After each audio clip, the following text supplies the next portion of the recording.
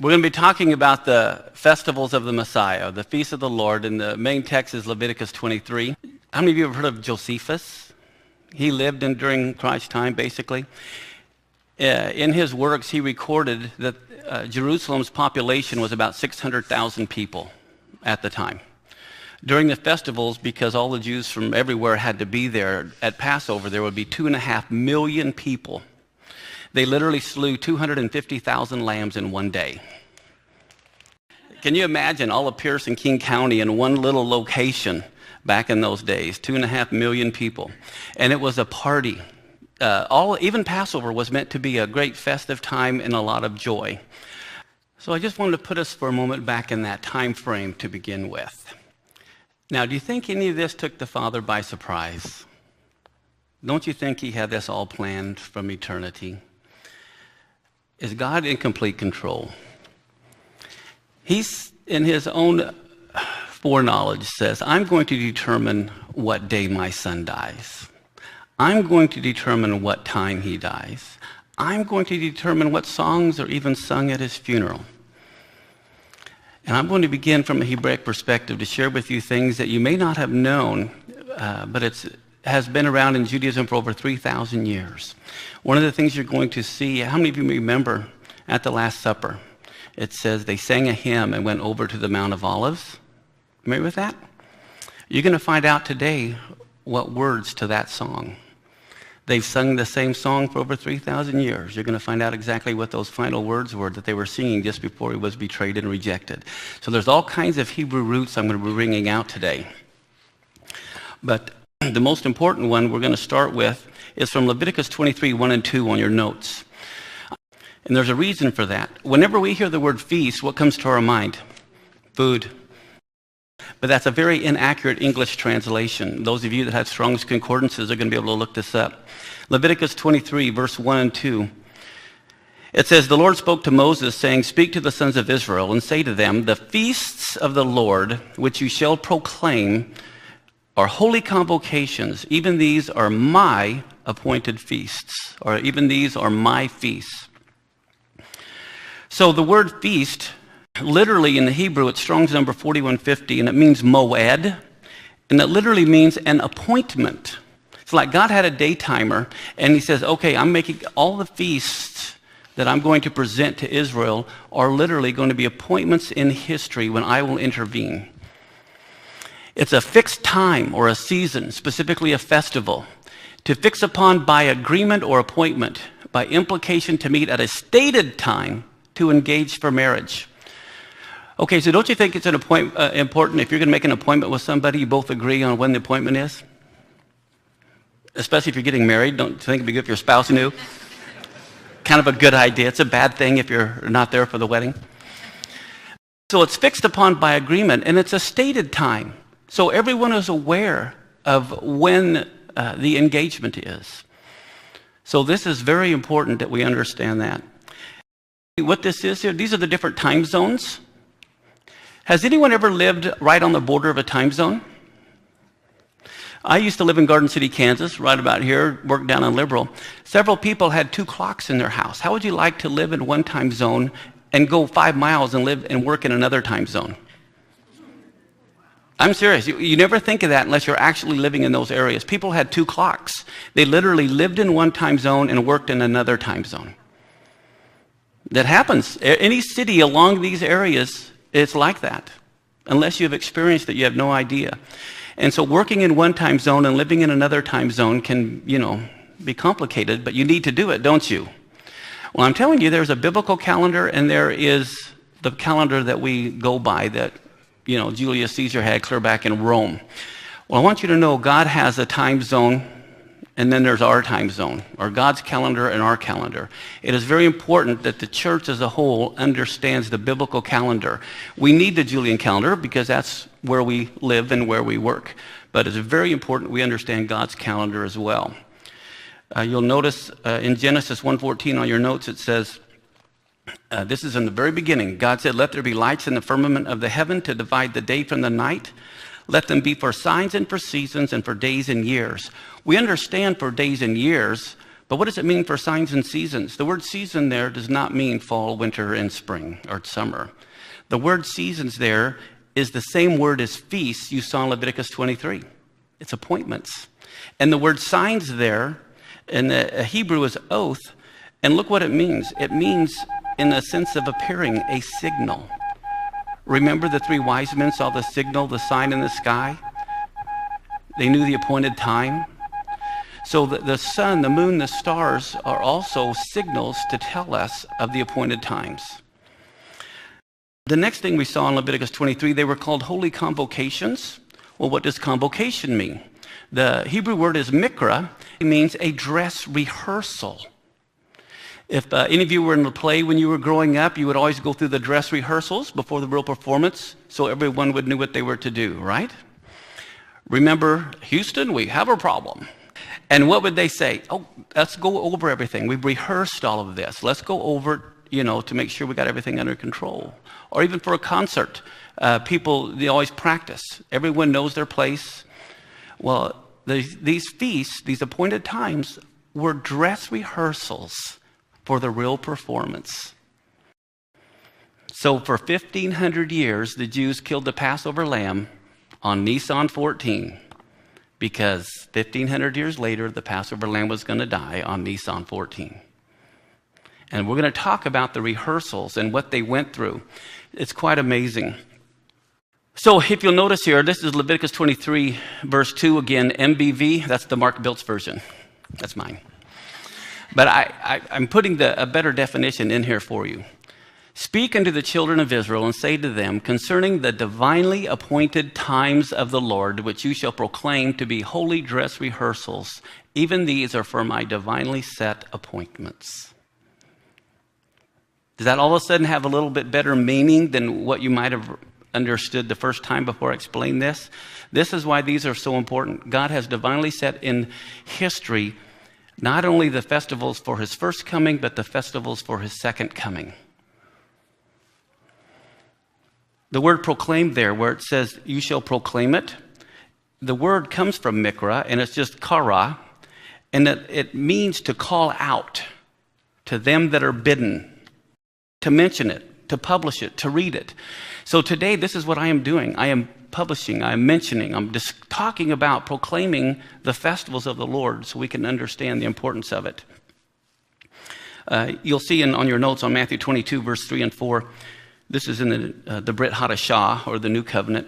It says, and he sent forth his servants to call them that were bidden to the wedding, and they would not come. Again, he sent forth other servants, saying, tell them which are bidden, behold, I prepared my dinner, my oxen, my fatlings are killed, and all things are ready. Come unto the marriage. So this is that same concept. They were telling them, the wedding is ready, it's time to come. But can you believe it? There were people that did not want to come. And so we're going to take a look here first at Passover. In Leviticus 23, we'll move to verse 5 and 6 here. And it says, in the 14th day of the first month at even is the Lord's Passover. Now that reminds me of something I didn't mention that I want on the tape and I want on your notes. But Leviticus 23, 1 and 2, they were called the feasts of the Lord. And he said, even these are my feasts. He doesn't say they're the feast of the Jews. He doesn't say they're the feast of Israel. He says these are my feasts. And we see here, this is not the Jews' Passover, it's whose? It's the Lord's Passover. And if you belong to the Lord, Passover belongs to you. All the feasts belong to you. And then if you notice, there's a second day. On the 15th day of the same month is the feast of unleavened bread unto the Lord. 7 days you must eat unleavened bread. So we see there's Passovers on the 14th, and then on the 15th begins the feast of unleavened bread, and it lasts 7 days long. In Leviticus 23, 10 and 11, let's take a look at another feast. We just saw Passover and unleavened bread. And this is the next one. It says, speak to the children of Israel and say to them, when you come into the land which I give to you, and you shall reap the harvest thereof, then you shall bring a sheaf of the first fruits of your harvest unto the priest. And he shall wave the sheaf before the Lord to be accepted for you. And look at when it is. It's supposed to be on the morrow after the Sabbath, the priest shall wave it. So this is called the Feast of First Fruits. And in the spring, this was the barley harvest. And this feast literally fell within the Feast of Unleavened Bread. So Nisan 14, you had Passover. Nisan 15 began the 7-day Feast of Unleavened Bread. And then on Nisan 18 would have been the Feast of First Fruits on the morrow after the Sabbath that particular year. And so then after that, in Leviticus 23, verses 15 through 17 on your notes, then they said this, and you shall count unto you from the morrow after the Sabbath, from the day you brought the sheep of the wave offering, till 7 Sabbaths shall be complete. Even unto the morrow after the 7th Sabbath shall you number how many days? 50 days. Ye shall bring out of your habitations 2 wave loaves of 2 tenth deals, and they shall be of fine flour. They shall be baked with leaven. They are the first fruits unto the Lord. Now you notice the first one was unleavened bread. This one is leavened bread. What this is talking about is Pentecost. Many people don't realize the Jews kept Pentecost for 1,500 years before Pentecost. You can see right there, they were commanded. The word Pente comes from 50. And they were commanded to count 50 days. The Jews were the first Pentecostals. They've been Pentecostals for a lot longer than Pentecostals. As a matter of fact, to this day, how many Pentecostals keep Pentecost? The Jews still do. And they've been doing it for over 3,000 years. They've been doing it for 3,500 years. And we're going to be talking about what they do on the Feast of Pentecost as well. So we see in Deuteronomy 16:16, it says, 3 times in a year shall all your males appear before the Lord your God in the place which he shall choose. And here he mentions it. In the Feast of Matzah, how many of you have heard of matzah? That's the Hebrew word for unleavened bread. In the Feast of Matzah and in the Feast of Shavuot is the Hebrew word for weeks. We have always called it Pentecost. The Jews have always called it Shavuot, which is the Hebrew word for weeks. And also in the Feast of Sukkot, or Tabernacles. And some of these have different names, just like you may have different names. You may be called father, brother, son, husband. The feasts have different names also because they have great significant meaning, just like those titles have for you, have the great significance to who you are. Again, I wanted to mention to you that there would be 2.5 million people for these festivals. 2.5 million people would be at these. In Numbers 9 on your notes, verse 2 and 3, it says, let the children of Israel also keep the Passover at his appointed season. In the 14th day of this month, at even, you shall keep it in his appointed season. Notice how many times he says that. According to all the rites of it, and according to all the ceremonies thereof, shall you keep it. The reason why the Lord said that is because they were dress rehearsals. So he wanted them to do specific things. And it's only by knowing the rehearsals, the rites and the ceremonies that they did, will you really begin to see Messiah in the Feast of Passover and in the Feast of Unleavened Bread. So let's take a look at what they did. Right here, because it was unleavened bread, this is where the whole idea of spring cleaning came from. In every Jewish household for thousands of years, right before the Feast of Unleavened Bread, mom and the kids would literally get all the leaven out of the house. That's what they're doing. They would just clean everything and get it all nice and sparkling, and everyone's running around trying to get the leaven out of the house. And then we see in Exodus 12, verse 15. This is a painting of the Last Supper. You familiar with that? What do you see right here? It's a loaf of bread. He's not going to have a loaf of bread. This is the Feast of Unleavened Bread. This is a Greek Gentile concept of the Feast of Passover. These are things I want to bring up. He is not going to have a loaf of bread. He's going to have unleavened bread. He's going to have matzah. But these are the kind of things you begin to pick up. There's a whole bunch of other things that are wrong with this picture that we're going to be going over. But I just wanted to give you an idea. You have to look through a Hebrew mindset if you really want to get a good understanding of what was going on at the time. And in Exodus 12:15, it says, 7 days shall you eat unleavened bread. Even the first day you shall put away leaven out of your houses. For whosoever eats leavened bread from the first day till the 7th day, that soul shall be cut off from Israel. So do you think the Lord's going to be eating unleavened or leavened bread? I don't think so. In Exodus 13:7, it says, unleavened bread shall be eaten 7 days, and there shall be no leavened bread to be seen with you. Neither shall there be leaven seen with you in all your quarters. Another place says in all your coast. They literally, every home in every city was getting the leaven out of the house. Now this is what is quite fascinating. What the father would do, they would want to make this really fun with the kids because they see the importance of getting the leaven out of the house and doing what God commanded. So the father would have a candle that they didn't have electricity back then. The father would have a candle and he would have a feather. You notice the feather. Mama would purposely hide a little bit of leaven after the whole house is cleaned by the oven in the kitchen. And all the kids would get together and they'd run around with dad to try to see if they could find any leaven left in the house. So one of the kids would be having a wooden spoon, another one a linen cloth, and they'd be going on their search. And finally the father would have the candle and they'd see the leaven. And then the father would take the wooden spoon and the feather, and he wouldn't touch the leaven. He would literally sweep the leaven onto his wooden spoon with the feather. Then they would wrap it into a linen cloth. And the leaven, the candle, the feather, everything, and they would take it outside, and they would have a communal bonfire. All the neighbors would have done the same thing, and they would all have thrown their in this big pile, and they'd have a big bonfire the following day. Well, what is so significant about this, the candle represents the Word of God. The feather, the Holy Spirit. Sweeping the leaven onto the wooden spoon, the cross. Wrapped in linen just like he was. Taken outside the camp where he was a sacrificial offering. Every single little thing that they were doing was a dress rehearsal for what was to happen. You see on your notes, Psalms 119, 105, your word is a lamp to my feet and a light to my path.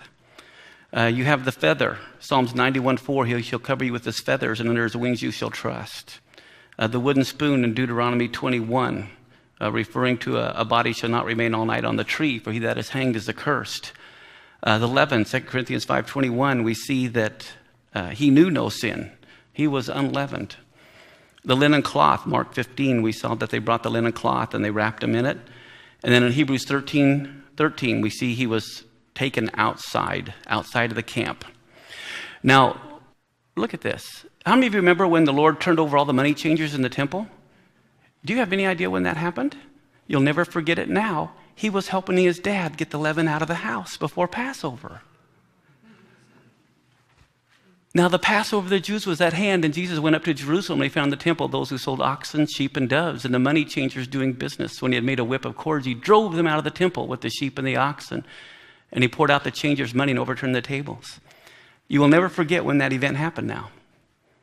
You may not have known, but now you know he was helping Dad get the leaven out of his house. You're going to see all these events from another perspective of what was really going on. So what do we see here on the top of page 3? The search for leaven begins in his father's house. He's helping Dad clean his house before the days of unleavened bread. Now, who are we? We are the house of God, aren't we? 1 Peter 2:5, it says, you also as lively stones are built up a spiritual house, a holy priesthood to offer up spiritual sacrifices acceptable to God by Jesus Christ. In 1 Corinthians 3:16 and 17, we see that we are the temple of God. And so what does the Lord want to do in our lives? Get the leaven out. We see there was leaven in the church at Corinth. In 1 Corinthians 5:1-2, he was talking about, it's reported commonly that there's fornication among you. And you'll see in the middle of the notes there, he says, you are puffed up. That's what leaven does, doesn't it? It puffs up. And he says the last sentence, your glorying is not good. Don't you know that a little leaven leavens the whole lump? And so what does it say in 1 Corinthians 5:7 and 8? See that there? That's what matzah looks like. And if you'll notice, it is striped. If you'll notice, it is pierced. A lot of interesting things about matzah. But look what it says here in 1 Corinthians 5:7 and 8. Therefore, purge out the old leaven that you may be a new lump, since you truly are matzah. That's literally what it says in the New Testament. We are to be matzah. We're to be unleavened as well. For indeed, Christ, our Passover, was sacrificed for us. And then look what it says. Therefore, let us do what? Keep the feast. He wants us to keep the feast of Passover. And then we see in Exodus 12:3-6, speak to all the congregation of Israel, saying, in the 10th of this month, they shall take each man a lamb for a house. Your lamb shall be without blemish, a male of the first year, and you shall keep it till the 14th day of the same month. So we see here that we have some different days here. On the 10th, they were to take the lamb, and they would hold it for how many days? 4 days. From Adam to Christ was 4,000 years. The lamb was held for 4 days. If a day with the Lord is 1,000 years. Isn't that interesting? Now, what else do we see here? It says in Exodus 12, verse 4, it says, if the household be too little for the lamb, let him and his neighbor next unto his house take it according to the number of the souls. They literally would count 10 people to a lamb. And that's where they get the 2.5 million people, because they slew 250,000 lambs on one Passover. Okay, there's your 10 souls to a lamb. Now, what's really interesting is now let's go to the Brit Hadashah, the New Covenant. Let's look at John 12, 1 and 2. It says, then Jesus 6 days before the Passover. So when is Passover? What day? Nisan 14. Think April. When you hear Nisan, think April. April 14th. If it's 6 days before the Passover, what day is it? It's the 8th. And what happened? Lazarus had just been raised from the dead. And they made him a great supper, and Martha served, but Lazarus was one of them that sat at the table with him. Now, if you had just heard Lazarus was raised from the dead, wouldn't you like to go see him too? You know, I don't believe this. I want to go see this. Now, remember, this is the days in Judaism starts at sunset. So this is the 8th going into the 9th in the evening of that day. So we got to change our thinking a little bit here. So much people of the Jews, therefore, knew that he was there, and they came not for Jesus' sake only, but that they might see Lazarus also, whom he had raised from the dead. But the chief priests consulted that they might put Lazarus to death. The chief priests are so stupid, let's go kill him again. You know, they're like, hey, it doesn't, you know, he's just going to raise him from the dead again. So on the morrow, so what is it now? If it says on the morrow, what do you have? The 9th going into the 10th. This is John 12, 12 through 13. On the morrow, a great multitude that came to the feast, having heard that Jesus just come to Jerusalem, took the branches of the palms and went forth to meet him, and were crying, Hosanna, blessed is he who is coming in the name of the Lord, the King of Israel. Now, here is what is interesting about that. Like I said, there was 250,000 lambs that would be coming into the temple. Here's a model of the temple, what it was like during Christ's time. This is west, the temple faced east. So here's the north, and here's the south. And on Nisan 10, all the sheep were basically raised in Bethlehem that were going to be used for the temple sacrifices. And Bethlehem is to the south. It almost touches Jerusalem. It's just like a stone's throw. And so on the 10th, at the very moment the high priest is taking the lambs into the sheep gate, which is on the north, and the high priest literally would have a lamb, the Passover lamb for the nation, with him, they would be singing this psalm. This is Psalms 118. And look what it says. This is the day which the Lord hath made. We will rejoice and be glad in it. Hosanna, that's Hebrew for save now. I beseech you, O Lord, I beseech you, send now prosperity. Blessed be he that comes in the name of the Lord. We have blessed you out of the house of the Lord. This is called the Hallel, where we get the word hallelujah from. Every one of the feasts, they would sing the Psalms, which is Psalms 113 through Psalms 118. That was their hymn book. So they are already singing that anyway, as the high priest is taking the Passover lamb into the temple.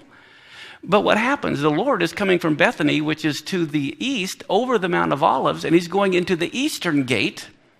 And at the same time, there's a group of people singing the same thing, but to him. So they were practicing it, rehearsing it, but the sheep's coming from the north, and here he's coming from the east, and that's why they're all upset, because they're singing it to him. And so what we see is the same day the Passover lambs are being brought into the temple, so is the Lord being brought into the temple.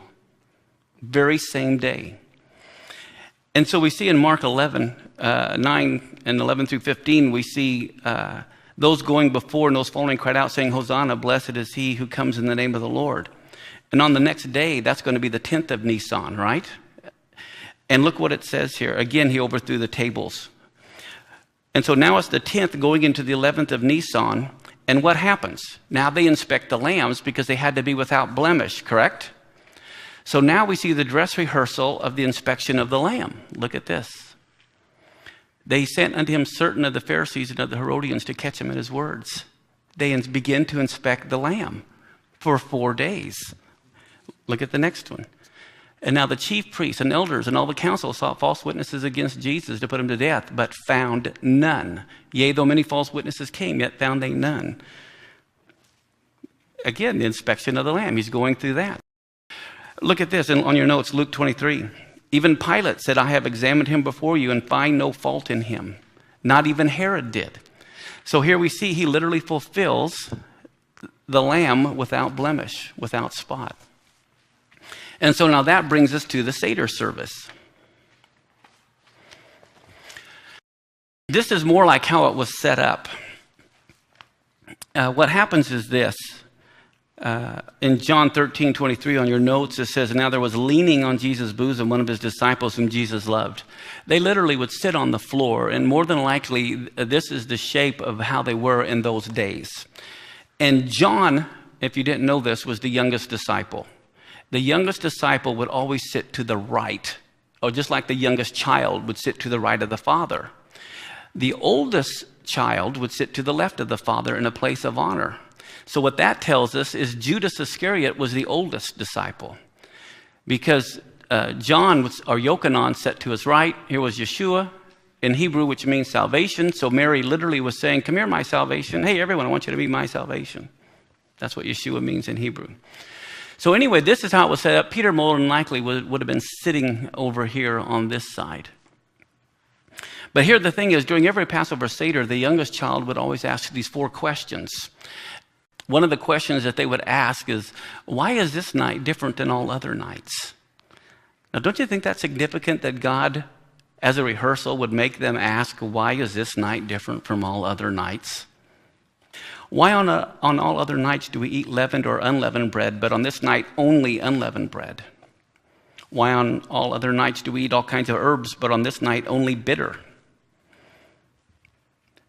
Why on all other nights we never dip, but on this night we dip twice? And why on other nights do we eat sitting, but on this night we recline? Do you know why they reclined? Because it was the whole concept of being out of Egypt in slavery. The slaves never could sit or recline. They had to stand to eat. So the very fact that they were reclining proved they were free men. So it wasn't just John reclining. They would all recline, because that was the attitude of the Jews, that we're free men. We can kick back and relax when we eat. In Exodus 12:7-10 on your notes, it says that they will take of the blood and strike on the 2 side posts and upon the upper doorpost of the houses in which they shall eat. And they shall eat the flesh in that night. And look what it says. It's supposed to be roasted with fire and unleavened bread. And they shall eat it with bitter herbs. Don't eat it raw, nor boiled at all with water, but roasted with fire, its heads, with its legs, its inward parts. And you shall not let any of it remain till the morning, and that which remains of it until the morning you shall burn with fire. So why was it roasted? Well, that speaks of Yeshua's sacrifice. Okay, he was the burnt offering. Why not boil it in water? We're not to water down the word of God. Why unleavened? He was without sin. Why was it eaten with bitter herbs? Just because of the bitterness of the experience that he had to go through. And why the following morning was it burned with fire? Again, because he was that sacrifice. And why did they recline at the Seder? Because they were free men. This is a sample of the Seder tray, and I do have a Seder tray up here you can look at when we're done. But what's so interesting is, the shank bone obviously spoke of the sacrificial lamb. The bitter herbs, had to do with being in bondage, the reminder of bitterness, not only of them being in bondage, the bitterness of being in bondage, but the Lord's sacrifice that he had to go through. The haroset is a special dessert made of apples, nuts, and cinnamon. And some people said it was like the mortar that built the pyramids is what it typified. But also is that reminds us that if we press on with God during our difficult times, you'll eventually begin to taste the sweetness of God in your life. You had romaine lettuce, or it reminds us of our days in Egypt and worldly experiences. The parsley is to be dipped in salt water. The thing that the parsley symbolizes was the hyssop that was dipped into the blood and put on the doorpost. I don't know if you knew this, but the lambs were literally slain under the doorpost. There was a trench to keep water out of the house. And so the blood literally was in a trench in front of the doorpost. And they would take the hyssop and put it on it, and that's what the parsley was to be a reminder of. And then the egg was a reminder of the additional lamb. There was another lamb that was slain. If they needed more lambs, they could have another lamb that they would kill. The roasted egg also represents the destruction of the temple. Anyone remember what year the temple was destroyed? 70 AD, but how about the first one? That's Herod's temple. How about Solomon's temple? About 587. I don't know if you knew this, but the temple was destroyed in 587 BC on the 9th day of the month of Av. In 70 AD, the temple was destroyed on the 9th day of the month of Av. Same day. Do you know why they were both destroyed on the same day? It was on the 9th day of the month of Av, the 10 spies gave the bad report of the land. Not only that, in the year 1290, all the Jews were kicked out of England on the 9th of Av. In 1492, all the Jews were kicked out of Spain on the 9th of Av. World War I started on the 9th of Av. Hitler's proclamation to kill the Jews happened on the 9th of Av. And they just expelled all the Jews out of Gaza at sunset on the 9th of Av. You only see these things on a biblical calendar. You will not see them on our calendar. You don't connect the dots, which is why you want to be on a biblical calendar so you understand when things happen, this is a God thing. It's not just random. And so you see the parsley, the matzah. The parsley is the hyssop dipped in tears of the basin of blood. Matzah is the sinless Messiah we partake of. The bitter herbs, his experience, the shank bone, the lamb that was sacrificed, the roasted egg, the temple's destruction, and the haroset, the sweetness of being delivered. So let's look at Exodus 6 and 7. Okay, I don't know if you knew this, but a lot of people, when you think of the Passover Seder, you think of them only drinking one cup. You see the wine and the matzah. There were 4 cups. There's always been 4 cups. And you're going to see this in a minute, and each one will have great significance. It's all based on this verse. Therefore say to the children of Israel, I am the Lord, and here comes the first cup. I will bring you out from under the burdens of the Egyptians. I will rescue you from their bondage. That's the second cup. And I will redeem you with an outstretched arm. That's the third cup. And with great judgments. And then the fourth cup, I will take you as my people, and I will be your God. So those are what the 4 cups are, and I'm going to explain them to you here in a minute. Right here it says, then he took the cup, and he gave thanks and said, take this and divide it amongst yourselves. That's Luke 22:17. But look what a few verses later say.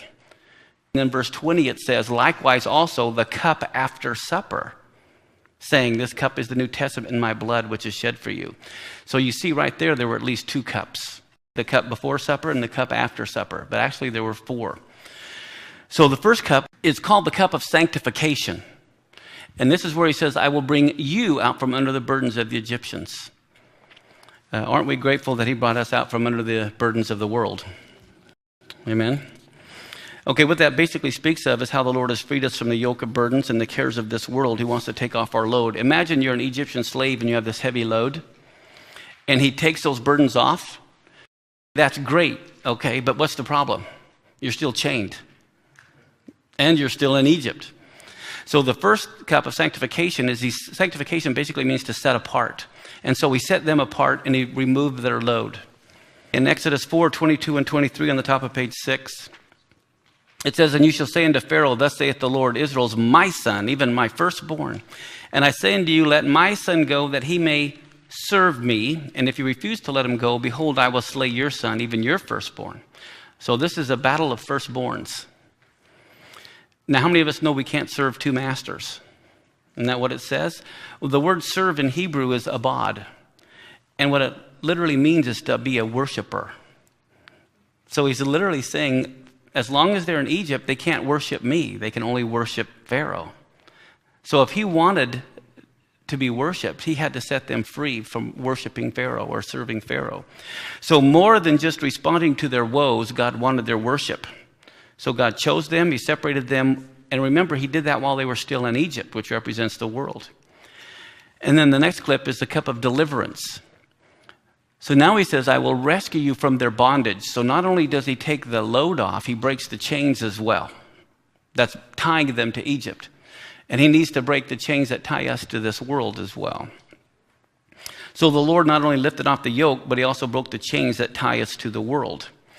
The word bondage here is the same form as abad before, but it's abodah, and it means work of any kind. And we know from Romans 6:16 that who we yield ourselves servants to obey, that's who servants we are to whom we obey. And so he wants us not to serve the world, but to serve him. So now we see their load has been removed. Their ankle chains are broken, but they're still not free until what? God pays their redemption price. They still are in Egypt, aren't they? They got the loads taken off, the chains are broken, but they're still in Egypt. So they need to be what? They need to be purchased. They need to be redeemed. And so that brings us to the next cup, which is the third cup. And in Jewish history, the third cup is always known as the cup of redemption. And this is where he says, I will what? Redeem you with an outstretched arm. How is that? It doesn't say hand, and it doesn't just say arm. It says an outstretched arm. What comes to your mind when you think of an outstretched arm? I mean, that's a lot of force. That's a lot of power, like throwing a baseball or hitting a bat. I mean, it's an outstretched arm. Well, look at Jeremiah 32:17. Ah, Lord God, behold, you have made the heaven and the earth by your great power, and what? And there is nothing too hard for you. Now, when you think about creation, all the awesome power, and look at the net worth, how many billions and trillions of dollars is all the minerals worth? If you had all the gold and all the oil and all the silver and all the ore, not only here, but on every single planet throughout the whole universe, how much value would there be? Unimaginable. And yet, what did God make that out of? Nothing. Was there any cost to God for this? There was absolutely no cost at all. So what price was paid for the creation of the universe? There was none. And yet redemption, it says, took the same extension of God's power, but look at what cost. What does that say how much you're worth versus all of the creation? Which is why we need to put a greater value on people instead of things. Think about that. Look at this next clip. He says, I will redeem you with an outstretched arm. That's literally what he did. With his outstretched arms, that's what he redeemed us. And at a great price. At a great price. It says he took bread and he gave thanks and brake it and gave unto them, saying, this is my body, which is given for you. Do this in remembrance of me. The other thing I want to bring out is the matzah tash in the afikomen bag. The interesting thing about, has anyone ever here been to a Seder before? I know some of you have. Let me show this to you. This is the matzah tash bag. It has 3 compartments. They hide matzah, or they put matzah in this bag. During the Seder service, they take the middle matzah out. Isn't that interesting? You got the Father, Son, the Holy Spirit. They take the Son. They take that middle matzah out, and what do? They break it. And remember, the matzah speaks of who? And then what do? They break it, and then they put it in an afikomen bag. This says afikomen. And then the Father will hide it somewhere in the house. So here the matzah, which is striped and pierced, is broken, wrapped in linen, hidden away. At the third cup, the cup of redemption, it comes back out and it is found. They do that every year at Jewish Seders. And you know what afikomen means? I came.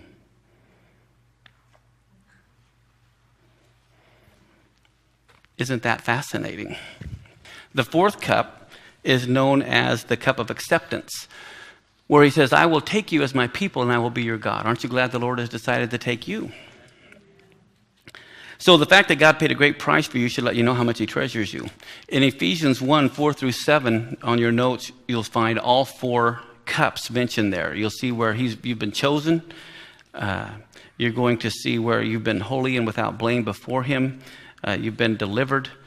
He's made us accepted. That's the 4th cup. And in whom we have redemption, the 3rd cup.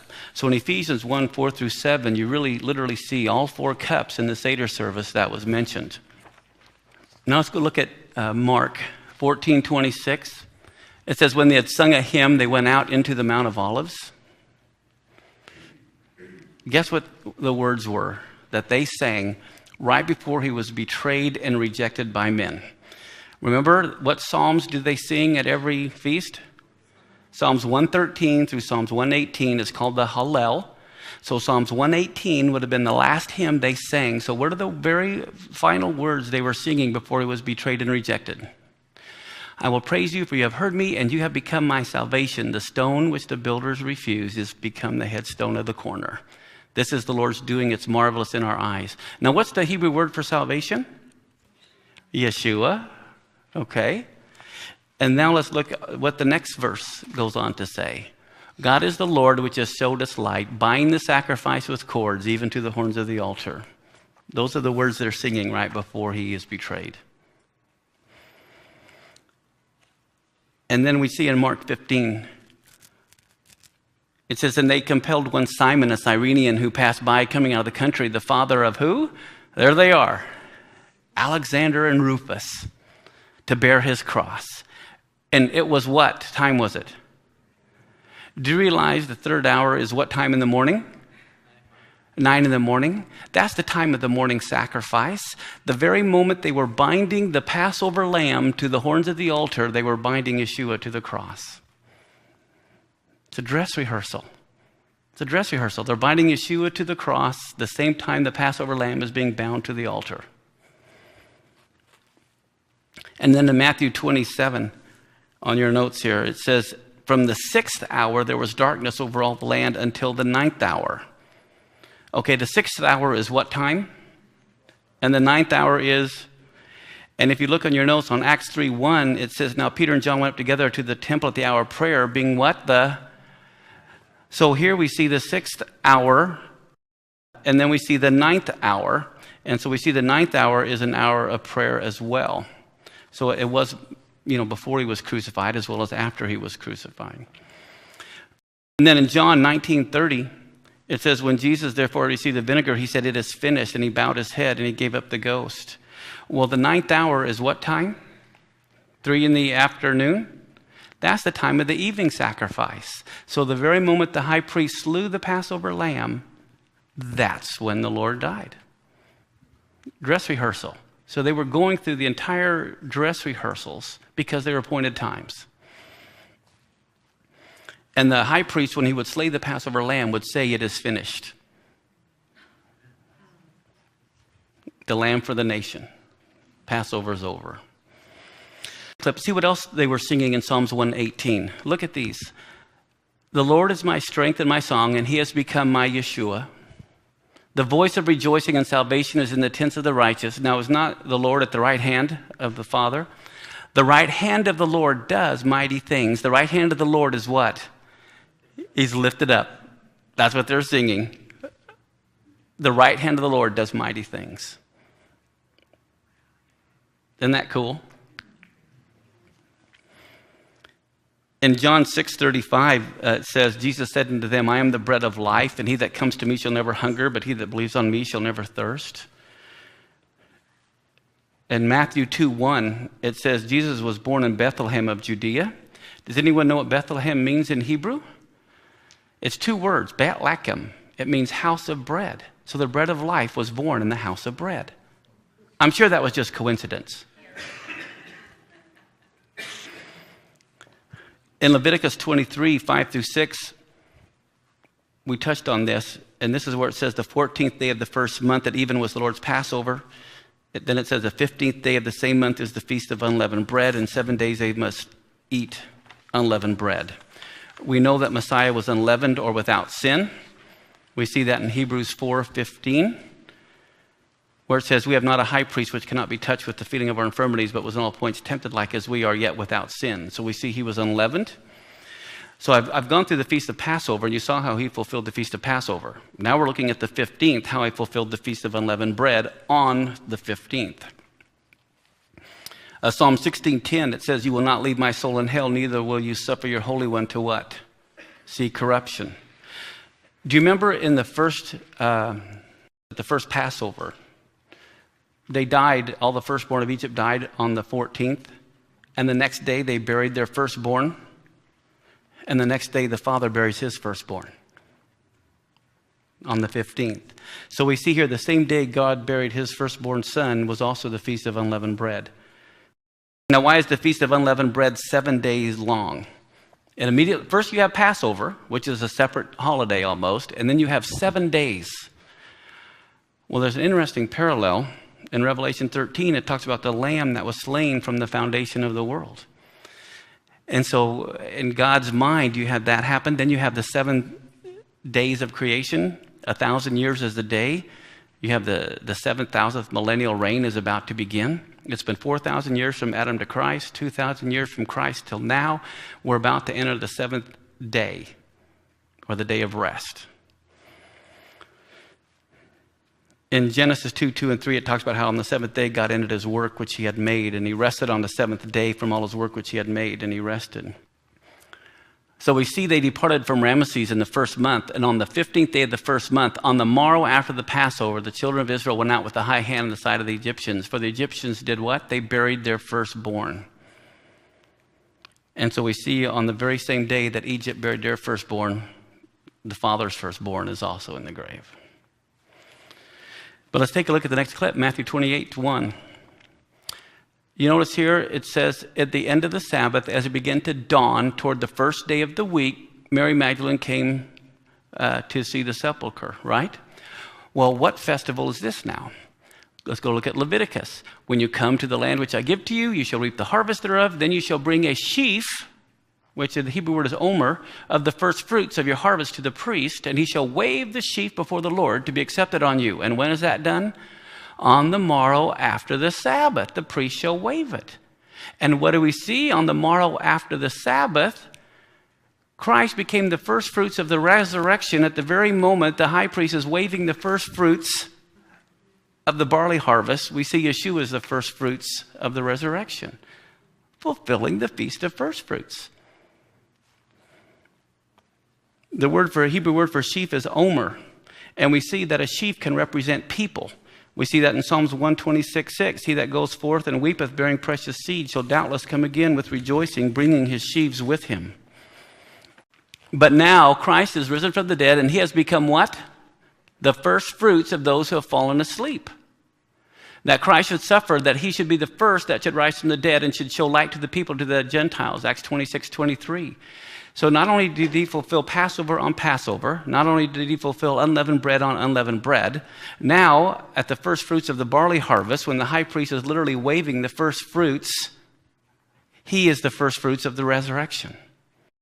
And first fruits has always been a major theme throughout the Bible. We see in Deuteronomy 26 that all the first of all the fruit of the earth belong to God. And what do we know of Yeshua? He was the first begotten of Mary. He was the first begotten of God. He was the firstborn of every creature, the first begotten of the dead, the firstborn of many brethren, first fruits of the resurrected ones, beginning of the creation of God, and he's the preeminent one. And so here, literally, he is the first fruits, fulfilling the feast of first fruits on the feast of first fruits. Not the day before, not the day after. And then we also see that we follow. In Matthew 27, verse 51 through 53, is where it says, behold, the veil of the temple was rent in twain from the top and the bottom, and the earth did quake, and the rocks rent, and the graves were opened, and many bodies of the saints which slept arose and came out of the graves after his resurrection, and he went into the holy city and appeared to many. And so we see the first and the best sheaf of barley was harvested and brought to the temple as a thanksgiving offering to the Lord of the harvest. Now here's the important thing to realize. That first sheaf was a representative of the whole harvest. It served as a pledge that the rest of the harvest would be realized, which is why, because he rose from the dead, we know we will raise from the dead as well. Now, the interesting thing, too, is the term harvest. In Luke 10:2, it says, therefore said he unto them, the harvest truly is great, but the laborers are few. Pray ye therefore the Lord of the harvest, he would send forth laborers into the harvest. So Israel was an agricultural society. And God had them be that way because he wanted them to get the concept of the natural harvest and a spiritual harvest, a harvest of souls. And he wanted to make it simple. So now the next thing that brings us to on the top of page 10 is the counting of the omer. The Hebrew word is omer, the Greek or the English word is sheaf. And look at what it says. And you shall what? Count unto you from the what? Morrow after the Sabbath. So right after first fruits, they were to count. From the day you brought the omer or the sheaf of the wave offering, 7 Sabbaths shall be complete. Even to the morrow after the 7th Sabbath shall you number how many days? 50. And that's where they got the word Pentecost from. They've been keeping Pentecost forever, for 1,500 years. We've been keeping the 4th of July for 200. They've been keeping Pentecost for 1,500 years before Pentecost. Does anyone know when the first Pentecost was? It was the giving of the Torah on Mount Sinai. Here you have the giving of the law, and then you have the giving of the Spirit. You end up finding not too long after the giving of the law, 3,000 died. And at the giving of Pentecost, you have 3,000 saved. Coincidence, I'm sure. We see here that it was called Siferet HaOmer. Siferet is counting, Ha is the, Omer is sheaf. They literally would count how many days until then, and every day was very significant for them. Counting in anticipation of an exciting event is quite understandable.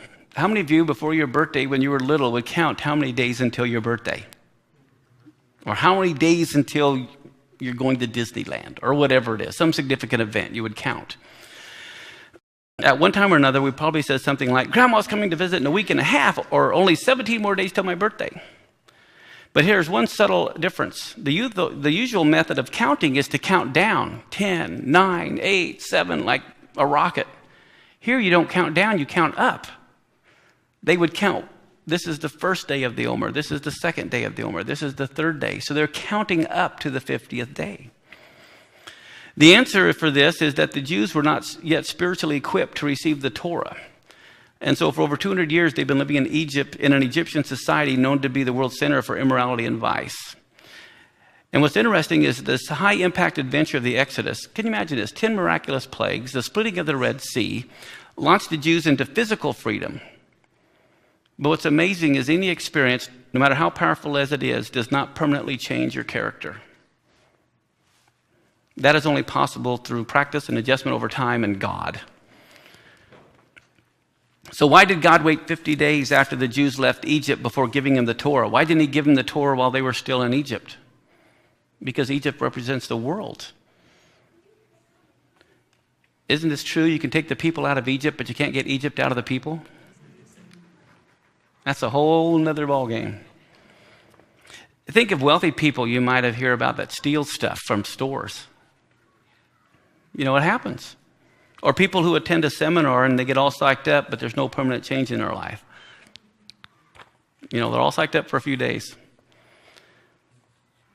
Leviticus 25, 8 and 9, it says, You shall number 7 Sabbaths of years unto you, 7 times 7 years. And the space of the 7 Sabbaths of years shall be unto you 49 years. And you shall cause the trumpet of Jubilee to sound. Isn't that interesting? You keep seeing the number 7. 7 days of creation, 7 days for the feast of Passover, and then 7 weeks, 7 times 7 is 49, and then the Jubilee year is sounded at the end of the 49 years. In a couple weeks, we're going to talk about Yom Kippur. But remember in the Gospels where the Lord stood up and he quoted Isaiah 61, the Spirit of the Lord is upon me to preach liberty to the captives and to proclaim the acceptable year of the Lord? I can tell you what day he did that. Because Leviticus 25, you can only proclaim the year of Jubilee on Yom Kippur. So when he did that, he was proclaiming the year of Jubilee. What a way to begin his ministry. But that was probably a coincidence too. So why do we count the Omer? Well, God told us to. Okay? Beginning on the day that the first Omer of barley was harvested and brought to the temple, a countdown to the next biblical festival began. The Israelites were commanded to count off 49 days and then celebrate the festival of Shavuot, which means Pentecost, on the 50th day. So traditionally, the period of the Omer count is to be a time of spiritual introspection as the counters prepare themselves for Shavuot.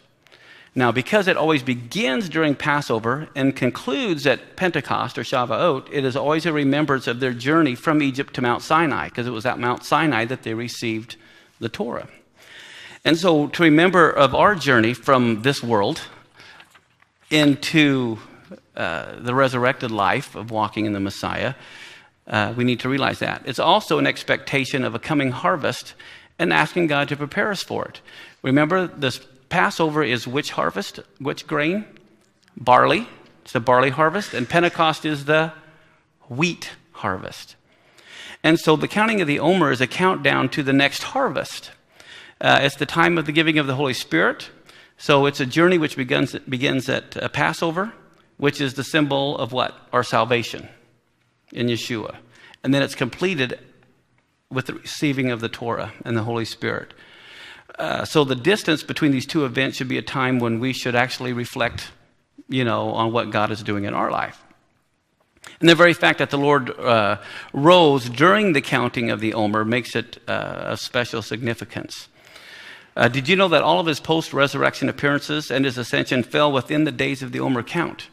Some people think the Jews were just off doing their own thing. No, they were commanded to count the Omer. Every day they would count the Omer, how many days till Pentecost. And we see on the very first day of the Omer, that's when he appeared to Miriam and two of our number while they traveled to Emmaus, it says. And then in John 20, we see Mary Magdalene came and told his disciples that she had seen the Lord. That was being the first day of the week. And then on the 9th day of the counting of the Omer, he appeared again to Thomas. And then in John 20, 8 days after that, again his disciples were within and the Lord appeared to them. But see, realize the counting of the Omer is going on as he's appearing. Then in 1 Corinthians 15, it says, after that he was seen above of 500 brethren at once. So he was seen of all kinds of people, but it was all during the counting of the Omer. We even see in John 21, that's when he appeared to 7 while they were out fishing. Everyone's familiar with that. What day did he ascend? The 40th day. We see that in Acts. So, but realize it's not just the 40th day, it's the 40th day of the counting of the Omer. See, that's why that is so significant. In Acts 1, we see that that's where the Lord appeared to them, and he told them they should not depart from Jerusalem. They probably were scared to death thinking they should book, but they know they had to be in Jerusalem for the Feast of Pentecost. God had commanded all the Jews to be in Jerusalem 3 times a year. They had to be in Jerusalem for the Feast of Pentecost, but they were scared and wanting to leave. And he says, no, everything's going to be fine. I want you to stay in Jerusalem for the Feast of Pentecost. And in Acts 1:9, that's when he literally ascended into heaven. It was on the 40th day. And so now I want you to get into a Hebrew mindset here and see they waited, they were counting the days. Okay, 41, 42, 43, 44, as they're counting up. And then it says, and when the day of Pentecost was fully come, we were all together in one place. Why do you think they're all together in one place? They were commanded to be together in one place. Not only them, but all the Jews were commanded to be in Jerusalem. All 2.5 million of them. So it's very important to count the Omer and make the Omer count. And then let's look at Numbers 48. It says in Numbers 28, verse 26. This is the Hebrew word for Shavuot, or Pentecost. It says, also in the day of the first fruits, when you bring a new made offering unto the Lord, after your weeks be out, or after the 7 weeks, then you're to have a holy convocation and do no work. So Passover is the first fruits of barley. Pentecost is the first fruits of wheat. And they're to have a holy convocation. And what does convocation mean? Okay, so here we go. Now they're having a dress rehearsal. So what are they doing? Deuteronomy 16 again. In Deuteronomy 16:16, it says this, 3 times in a year shall all your males appear before the Lord your God in the place which he shall choose. In the feast of Matzah, in the feast of Shavuot, and in the feast of Sukkot, or Tabernacles. So we see again, they've been keeping Pentecost for 1,500 years. But let's look at this next clip.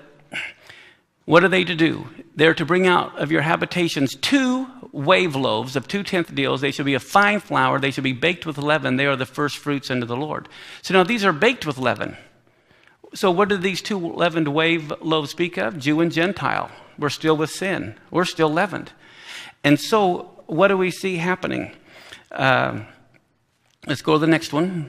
See what the high priest was to do. On Pentecost, the priest would wave them with the bread of the first fruits as a wave offering before the Lord. So they would take those 2 wave loaves and they would wave them with 2 lambs, and they'll be holy to the Lord for the priest, and you shall proclaim on the selfsame day that it may be what? A dress rehearsal. And so what do we find? Let's go to the next clip. In Acts 2:1-5, when the day of Pentecost was fully come, they were all with one accord in one place, and they were dwelling at Jerusalem, Jews, devout men from where?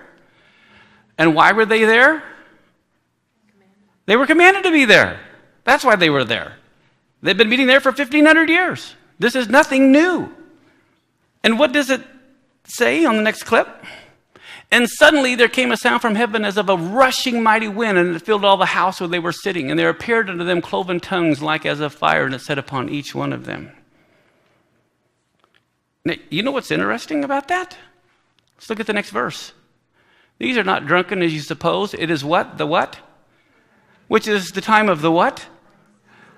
The very moment the high priest is waving the 2 leavened wave loaves as the dress rehearsal, that's when the Holy Spirit is poured out. But I'm sure that's just a coincidence. Are you seeing a pattern of dress rehearsals here that they have been going through? As a matter of fact, let's look at the next verse.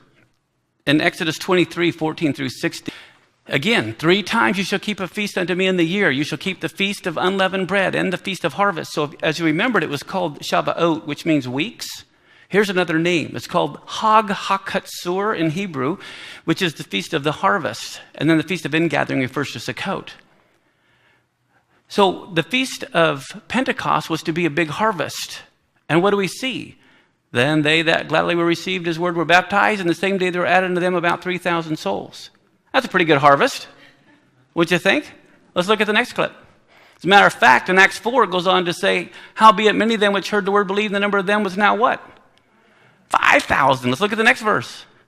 And when they heard it, they glorified the Lord and said to him, you see, brother, how many tens of thousands of Jews there are which believe, and they're all zealous for Torah. Sounds like a pretty good harvest. These were dress rehearsals. What's really interesting is this next verse here. Now, if you remember, when was the first Pentecost? The giving of the Torah on Mount Sinai. That was the first Pentecost. And it came to pass on the 3rd day in the morning, there were thunders and lightnings and a thick cloud upon the mount, and they heard the voice of the trumpet exceeding loud, so that everyone in the camp trembled. And Mount Sinai was all together and spoke, because the Lord descended upon it in fire. Are we seeing a connection here? Okay. Do you know that Jews for thousands of years would read Exodus 19 on Pentecost?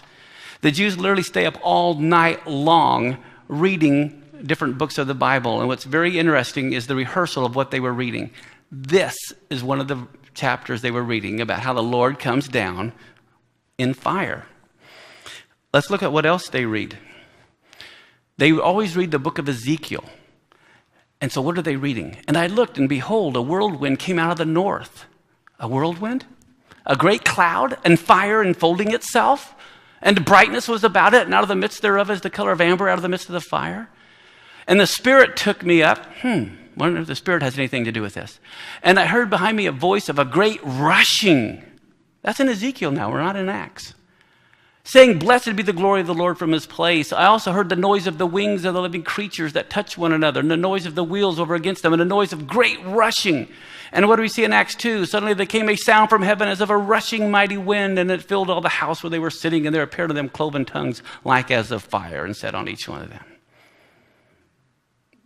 That's what they've been reading for 1,500 years for the Feast of Pentecost.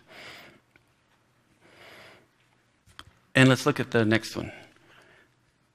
Ezekiel 36 is where he says, a new heart will I give you, and a new spirit will I put within you, and I'm going to take away the stony heart out of your flesh.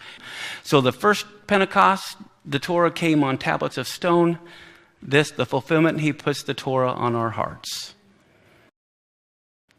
And so Isaiah 24, we're almost done. It says, the earth also was defiled under the inhabitants thereof, because they've transgressed the Torah. They've changed the ordinance. They broke the everlasting covenant. Therefore, the curse has devoured the earth, and they that dwell therein are desolate. Therefore, the inhabitants of the earth are burned, and few men left. And then in Psalms 119:53, it says, horror has taken hold upon me because of the wicked that forsake your Torah. It is time for you, Lord, to work, for they have made void your Torah. The other thing that they do, in this next clip, look at this. They always read the book of Ruth. And look what it says. She kept fast by the maidens of Boaz to glean unto the end of the barley harvest and of the wheat harvest, and dwelt with her mother-in-law. So it's talking, the barley harvest speaks of what? Passover. The wheat harvest speaks of what? Pentecost. And what does the book of Ruth speak of? Jew and Gentile coming together, one new man, working the harvest, bringing forth the Messiah. And what is quite fascinating is this. Ruth in Hebrew means friend. And she became a friend of Israel and went and worked the harvest. Orpah, the other lady, Orpah means to turn the back of the neck in Hebrew.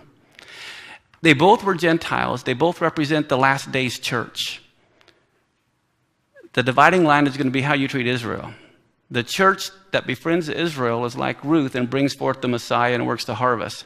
Orpah is the Gentile church who turns her back on Israel and goes back to her gods. And then the next clip. Here we see this. Another angel, this is in Revelation 14:18. Another angel came out from the altar which had power over fire. And he cried with a loud cry to him that had the sharp sickle, saying, thrust in your sharp sickle and gather the clusters of the vine of the earth, for her grapes are fully ripe. I don't know if you notice anything, but here we're talking about what harvest now? Not wheat, not barley, but what? Fruit. And the fruit harvest is in the 7th month. Catch this. This is what this all comes down to. Do you see the patterns? Do you see the dress rehearsals? Just as the spring feasts were the dress rehearsals for Messiah's first coming, the fall feasts are the dress rehearsals for his second coming. The events will happen on those days. Do you catch that? There were 3 spring feasts. Passover, was Passover fulfilled on Passover? Was unleavened bread fulfilled on unleavened bread? Was first fruits fulfilled on first fruits? Was Pentecost fulfilled on Pentecost? There are 3 fall feasts. That's what these next 3-week series are. I wanted to lay the groundwork first. And look at this last clip. Is he not the same yesterday, today, and forever? If he fulfilled the spring feast to the day, he's going to fulfill the fall feast to the day. And the church does not understand the second coming of the book of Revelation until they look at it from a Hebraic perspective, because the events will happen on those days. They will happen in that order.